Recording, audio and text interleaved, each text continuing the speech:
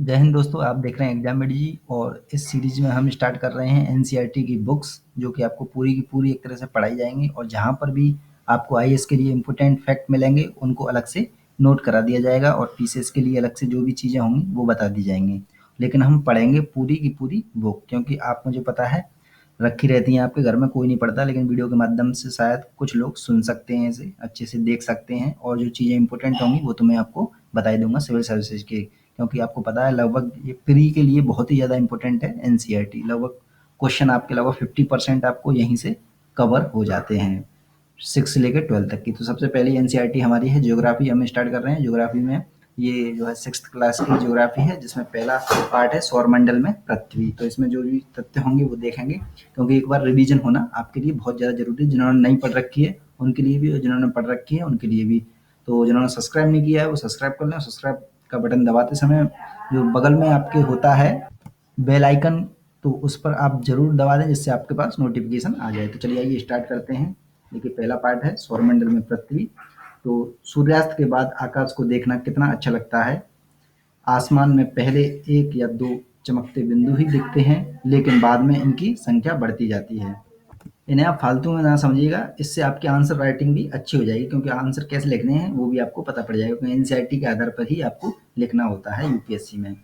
आप उनकी गणना नहीं कर सकते। संपूर्ण आकाश छोटी छोटी चमकदार वस्तुओं में से भर जाता है, जिनमें से कुछ चमकीली होती हैं एवं कुछ धुंधले। ऐसा प्रतीत होता है मानो आकाश में हीरे जड़े हैं, और इनमें से कुछ टिमटिमाते प्रतीत होते हैं। लेकिन अगर आपको उनको ध्यान से देखेंगे तो आप पाएंगे कि इनमें से कुछ की टिमटिमाहट अन्य से अलग है, यानी कि अलग अलग टिमटिमाते हैं। ये बिना किसी टिमटिमाहट के चंद्रमा के समान चमकते हैं।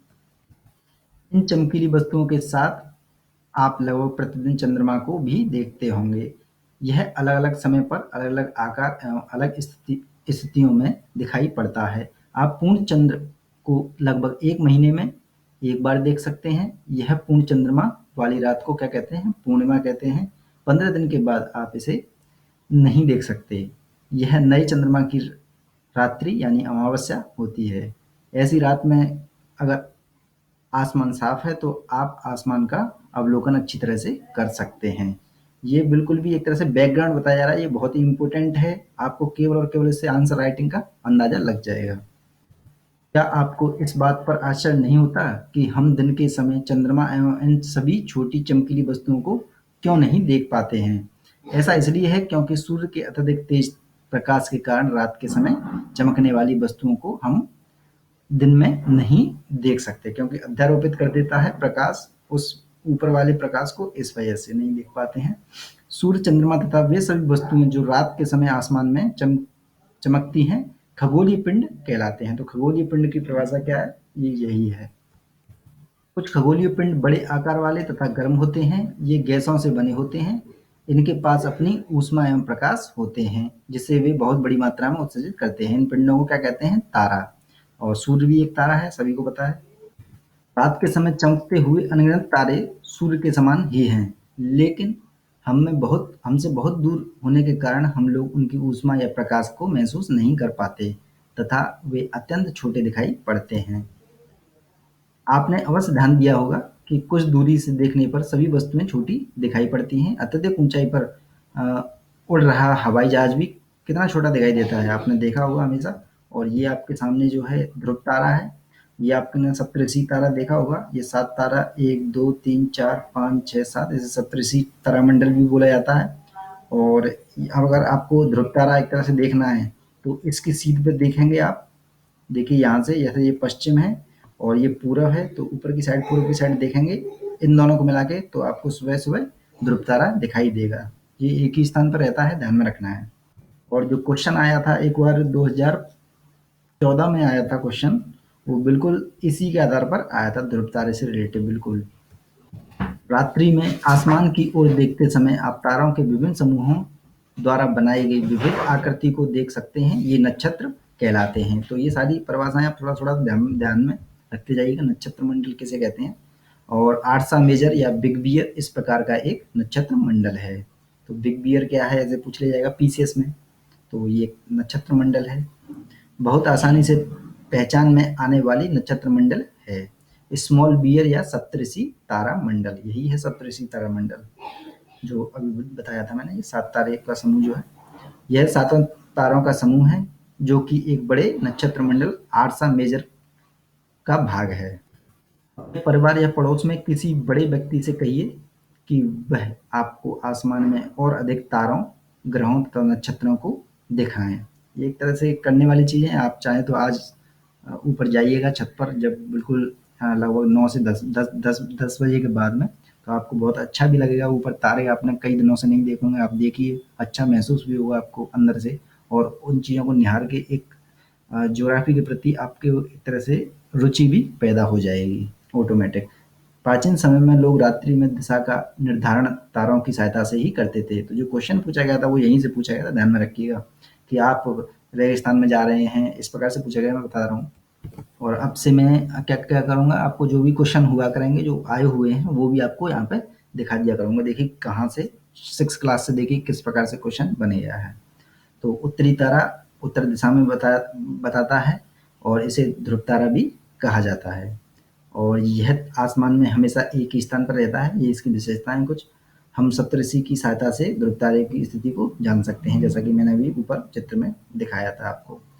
तो चित्र में आप देखेंगे कि यदि सप्तऋषि मंडल की संकेतक तारा को आपस में मिलाते हुए एक काल्पनिक रेखा खींची जाए और उसे आगे की ओर बढ़ाया जाए तो यह ध्रुव तारा की ओर इंगित करता है, जैसा कि यहाँ पर दिखाया गया था। देखिए यहाँ से देखा जा रहा है और यहाँ पर दिखाई दे जाएगा ये। नेक्स्ट देख लेते हैं। नेक्स्ट आपका कुछ खगोलीय पिंड में अपना प्रकाश और ऊष्मा नहीं होती है। तो वे कौन होते हैं? वे होते हैं तारों के प्रकाश से प्रकाशित होते हैं, और उन्हें क्या कहते हैं? ग्रह। जैसे हमारे ग्रह हैं ना, जो पृथ्वी है, बृहस्पति और ये सारे जितने भी 7-8 ग्रह हैं, वो ग्रह हैं जो कि सूर्य के प्रकाश से चमकते हैं। ये सभी जानते हैं। कुछ लोग कहेंगे हम तो जानते हैं, लेकिन कोई दिक्कत नहीं, जानते हो। जो एक तरह से कुछ लोग ऐसे होते हैं, एक ऐसा व्यक्ति होगा जो नहीं जानता होगा, उसे पता पड़ जाएगा ये चीज़।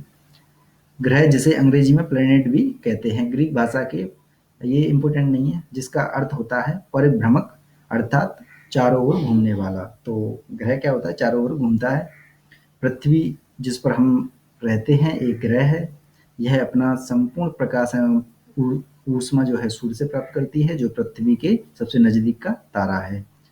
पृथ्वी को बहुत अधिक दूरी से, जैसे चंद्रमा से देखने पर यह चंद्रमा की तरह चमकती हुई प्रतीत होती है।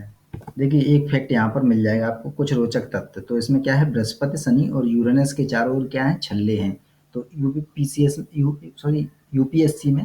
का कोई भी एग्जाम हो, चाहे आपका आईएएस का हुआ, सीडीएस, एनडीए, असिस्टेंट कमांडेंट, कोई भी हुआ, तो उसमें दे दिया जाएगा, क्योंकि आपने लगभग अब तक आपको याद होगा कि बृहस्पति और शनि के चारों ओर ही छल्ले होते हैं। वो क्या करेंगे, यूरेनस को भी रख देंगे, क्योंकि एनसीईआरटी में दिया हुआ है इस वजह से, और आप कंफ्यूज हो जाएंगे, इन दोनों को कराएंगे। तो आपको डायरेक्टली ये तीनों याद रखने हैं, इन तीनों के ही चारों ओर छल्ले हैं, और ये छल्ले विभिन्न पदार्थों के असंख्य छोटे-छोटे पिंडों से बनी पट्टियों से हैं। पृथ्वी से इन छल्लों को शक्तिशाली दूरबीन की सहायता से भी देखा जा सकता है।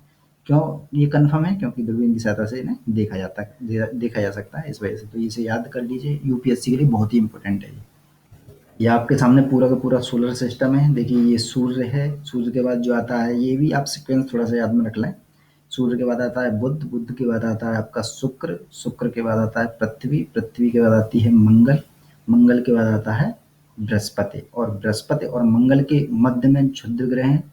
तो इसे आप याद में कर लीजिए, ये आईएएस में आ चुका है, और सीडीएस एनडीए में तो आता ही रहता है, तो आप ध्यान में रखिएगा इसे, क्योंकि एनसीईआरटी से ही पूछे जाते हैं लगभग। तो क्षुद्र ग्रह कहाँ पर है? बृहस्पति और मंगल के मध्य में। और इससे ऊपर जो ग्रह हैं वो देखिए, ये शनि है, और ये आपका यूरेनस है, ये यूरेनस है, और ये नेपच्यून है। और आपको पता है प्लूटो ग्रहों की श्रेणी से हटा दिया गया है, इस वजह से यहाँ पर नहीं दिया गया है। आसमान में दिखने वाला चंद्रमा एक उपग्रह है। ये हमारी पृथ्वी का जो है सहचर है, यानी कि साथ साथ एक तरह से चलता है पृथ्वी के, और पृथ्वी के चारों ओर घूमता है, ये तो सभी को पता है, तथा इसके चारों ओर चक्कर लगाता है। हमारी पृथ्वी के समान 7 अन्य ग्रह हैं जो सूर्य से प्रकाश एवं ऊष्मा प्राप्त करते हैं। उनमें से कुछ के पास अपने चंद्रमा भी हैं। तो अब देख लेते हैं थोड़ी थोड़ी सी परिभाषा। सौरमंडल क्या है, सौरमंडल के अंदर क्या क्या क्या चीज़ें आती हैं। तो सूर्य, 8 ग्रह, उपग्रह तथा अन्य कुछ खगोलीय पिंड। यहाँ से जो है इम्पोर्टेंट चीज़ स्टार्ट हो चुकी हैं। तो खगोलीय पिंड जैसे क्षुद्र ग्रह अभी दिखाया था मैंने, मंगल और बृहस्पति के मध्य में जो है क्षुद्र ग्रह, उल्का पिंड जो कि बाहरी एक तरह से आते हैं, घूमते हैं और पृथ्वी से टकराते हैं, लेकिन कुछ आ पाते हैं कुछ नहीं आ पाते हैं, उन्हें कहते हैं उल्का पिंड, मिलकर सौरमंडल का निर्माण करते हैं। तो ये भी क्वेश्चन बन सकता है, चाहे सीडीएस हो, एनडीओ, कोई भी एग्जाम हो यूपीएससी का, कि सौरमंडल के अंतर्गत क्या क्या चीजें आती हैं। तो उल्का पिंड दे दिया जाएगा, आपको कंफ्यूज हो जाएंगे उल्का पिंड सौरमंडल के अंदर आता है कि नहीं आता है, तो ये ध्यान में रखना है, आता है। और उसे हम सौर परिवार का नाम देते हैं, जिसका मुखिया कौन है, सूर्य। थोड़ा सूर्य के बारे में देख लेते हैं। सूर्य सौरमंडल के केंद्र में स्थित है, यह बहुत बड़ा है एवं अत्यधिक गर्म गैसों से बना है। इसका खिंचाव बल इससे सौरमंडल को बांधे रखता है। खिंचाव बल यानी गुरुत्वीय बल, वही खिंचाव बल। सूर्य सौरमंडल के लिए प्रकाश एवं ऊष्मा का एकमात्र स्रोत है, लेकिन हम इसकी अत्यधिक तेज ऊष्मा को महसूस नहीं करते हैं, क्योंकि सबसे नजदीक का तारा होने के कारण बावजूद यह हमसे बहुत दूर है। सूर्य पृथ्वी से लगभग 15 करोड़ किलोमीटर दूर है। तो ये याद नहीं करना है, ये थोड़ी सी जानकारी है जो एनसीईआरटी में दी है, उसी के आधार पर आपको क्वेश्चन निकालने पड़ेंगे, और जहाँ जहाँ क्वेश्चन बनने की संभावना होगी मैं आपको बताता जाऊंगा यूपीएससी के अंतर्गत या पीसीएस के अंतर्गत। अब देख लेते हैं थोड़ा सा ग्रह। हमारे सौरमंडल में 8 ग्रह हैं, सभी जानते हैं। सूर्य से दूरी के अनुसार सबसे पहले बुध, मैं बता ही दिया था वहां पर, बुध, शुक्र, पृथ्वी, ये दूर हो रहे हैं एक तरह से सूर्य से। पृथ्वी, मंगल, बृहस्पति, शनि, यूरेनस, नेपच्यून। देखिए क्वेश्चन जो बन जाते हैं यूपीएससी में, यहाँ से भी बन जाते हैं। क्या आप जानते हैं, देखिए सिंपल सा होगा, इसमें कुछ ना कुछ नया बना के वो दे देते हैं। जैसे रात में आसमान को देखकर मनुष्य हमेशा से मोहित हुआ है। खगोलीय पिंडों एवं उनकी गति के संबंध में अध्ययन करने वालों को खगोल शास्त्री भी कहा जाता है। आर्यभट्ट प्राचीन भारत के प्रसिद्ध खगोल शास्त्री थे। आज विश्व के सभी भागों में खगोलविद ब्रह्मांड के रहस्यों को खोजने में लगा है। तो इसमें तो खैर ज़्यादा सिंपल सी जानकारी है, लेकिन अभी ऊपर दिखाई थी वहां से तो क्वेश्चन बन ही गया था। नेक्स्ट देख लेते हैं। सौरमंडल के सभी 8 ग्रह एक निश्चित पथ पर सूर्य का चक्कर लगाते हैं। ये ये जो है इनका रास्ता जो होता है वो होता है दीर्घ वृत्ताकार, तो ये ध्यान में रखना है, दीर्घ वृत्ताकार। ये कक्षा कहलाते हैं, जो घूमते हैं उसको एक तरह से क्या कहते हैं, कक्षा। बुध सूर्य से सबसे नजदीक है, पहले बता दिया है। अपनी कक्षा में सूर्य के चारों ओर एक चक्कर लगाने में इसे 88 दिन लगते हैं। तो ये आपका बीपीएससी वगैरह में ऐसे क्वेश्चन आ जाते हैं। सूर्य को पृथ्वी का जुड़वा ग्रह भी, शुक्र को पृथ्वी का जुड़वा ग्रह भी कहते हैं, क्योंकि इसका आकार आकृति लगभग पृथ्वी के समान है। देखिए ये यूपीएससी का कोई भी एग्जाम हो, चाहे आईएएस हो, सीडीएस, एनडीए, कोई भी हो, इसमें बन सकता है कि सूर्य को पृथ्वी का जुड़वा ग्रह क्यों कहते हैं। ऑप्शन दे दिए जाएंगे उसमें, तो आपको ध्यान में रखना है, आकार और आकृति के कारण कहा जाता है। आपको फंसाने के लिए दे दिया है कि वहां पर मीथेन पाई जाती है, ऑक्सीजन पाई जाती है, या फिर वहां पर इंसान की संभावना ज्यादा है, और लेकिन ये किस वजह से जुड़ा कहा जाता है, आकार और आकृति के कारण। तो इसे आपको ध्यान में रखना है, यही तो क्वेश्चन बनते हैं। अभी तक प्लूटो भी एक ग्रह माना जाता था, मैंने बता दिया था, ये भी पूछ लिया जाएगा, इस वजह से देख लेते हैं। परंतु अंतर्राष्ट्रीय खगोलीय संगठन ने क्या किया था, अपनी बैठक अगस्त 2006 में जो हुई थी, में निर्णय लिया कि कुछ समय पहले खोजे गए अन्य खगोलीय पिंड तथा प्लूटो बौने ग्रह में डाल दिया गया है। अब ये बौना ग्रह है, प्लूटो ना कि ग्रह। थोड़ा सा आपको बता देता हूँ कि प्लूटो को जो है क्यों निकाल दिया गया था ग्रहों की श्रेणी से, थोड़ा मैं मैप पर बता देता हूँ। ठीक है, जैसे मान लीजिए ये ग्रह है मंगल, तो मंगल क्या कर रहा है, इधर घूम रहा है ऐसे करके, ठीक है, ऐसे करके घूम रहा है। लेकिन जो प्लूटो था वो क्या करता था, इधर तो घूम ही रहा था, लेकिन वो क्या करता था, इधर आ जाता था, दूसरी की कक्षा के अंतर्गत भी आ जाता था। तो इस वजह से वो हटा दिया है। दूसरी कक्षा में जो आ जाएगा वो ग्रह नहीं होगा, वो केवल केवल अपने स्थान पर ही, और दूसरी की कक्षा में नहीं आएगा, वही ग्रह माना जाएगा। अब तो ये उन्होंने परिभाषित किया था उस समय, तो ये आपको ध्यान में रखना है, आ सकता है ये भी। पहले ये देख लेते हैं, इम्पोर्टेंट होते हैं ये चीज़ें, चाहे कुछ भी हो।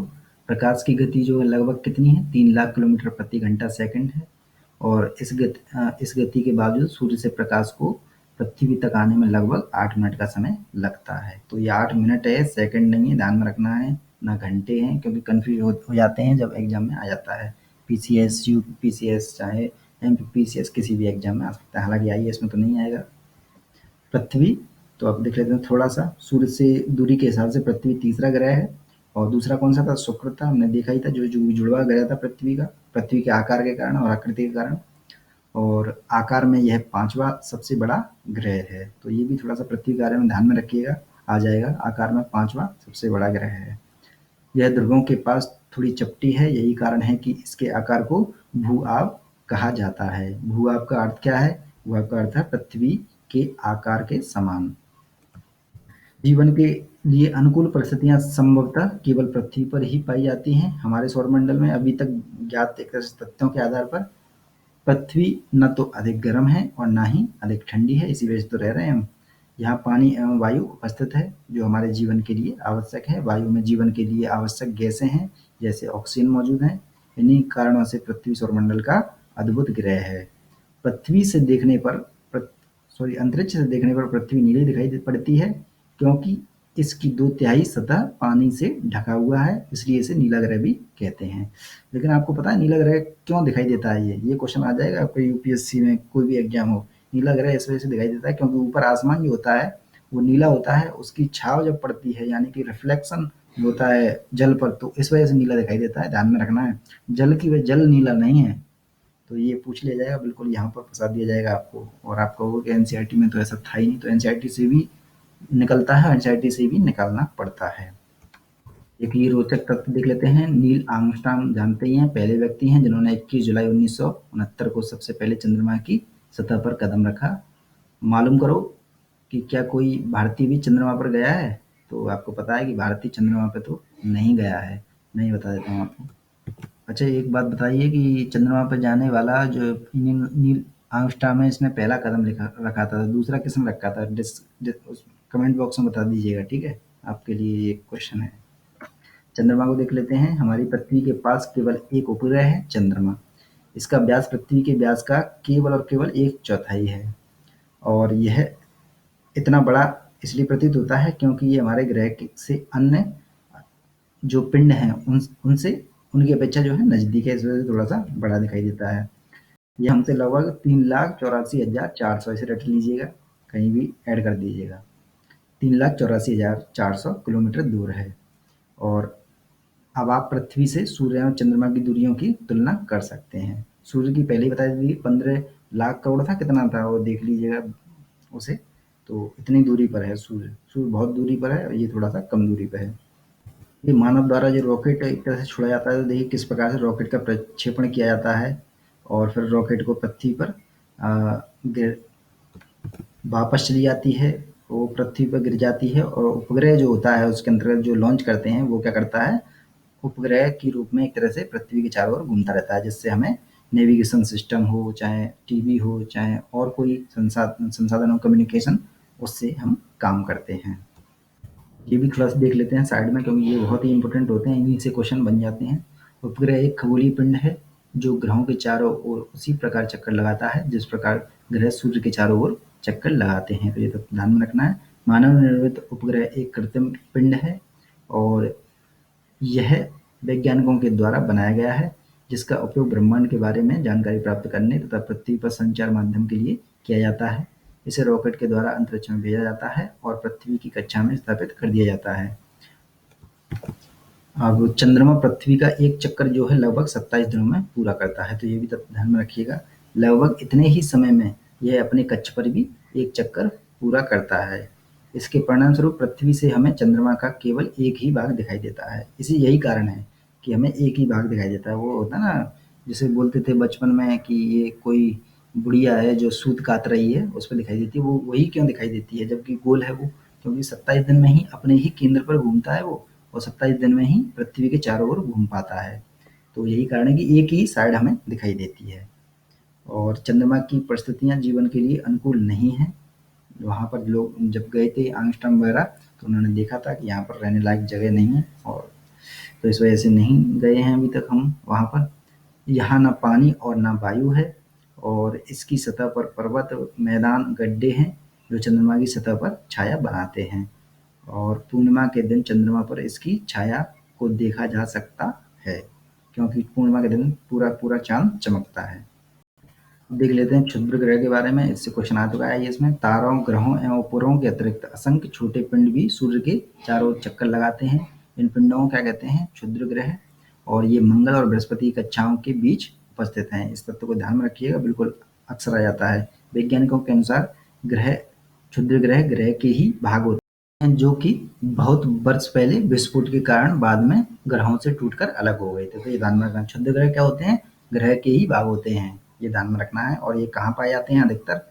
ये मंगल और बृहस्पति के चारों ओर पाए जाते हैं। अगर क्वेश्चन आ जाए कि सूर्य के ये चक्कर लगाते हैं कि नहीं लगाते हैं, तो बिल्कुल लगाते हैं। जब मंगल और बुध लगाते हैं, बृहस्पति लगाते हैं, सब लगाते हैं, तो उन्हीं के बीच में ये क्षुद्र ग्रह हैं, तो ये भी लगाते हैं, तो ये ध्यान में रखना है। अच्छा, चंद्रमा लगाता है कि नहीं लगाता है सूर्य का चक्कर, ये बताइएगा नीचे लिंक कमेंट बॉक्स में आप बताइएगा। ये अब देख लेते हैं उल्का पिंडों को, ये भी आ जाएगा, बिल्कुल इम्पोर्टेंट है। सूर्य के चारों ओर चक्कर लगाने वाले ग्रहों के पत्थरों के छोटे छोटे टुकड़ों को क्या कहते हैं? उल्का पिंड कहते हैं। ये भी सूर्य के चारों ओर चक्कर लगाते हैं, ध्यान में रखना है।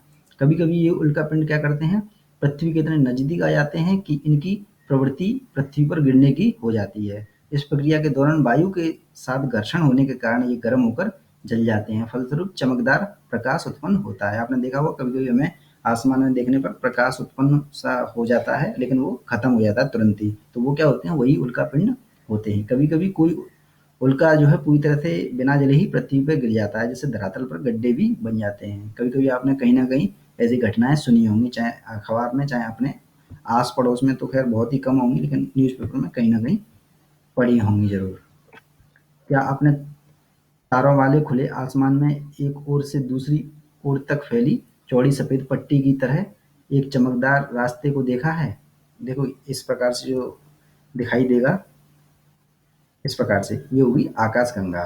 तो यह लाखों तारों का समूह होता है ये, और ये पट्टी क्या होती है? आकाशगंगा होती है, जिसे इंग्लिश में मिल्की वे भी बोल देते हैं।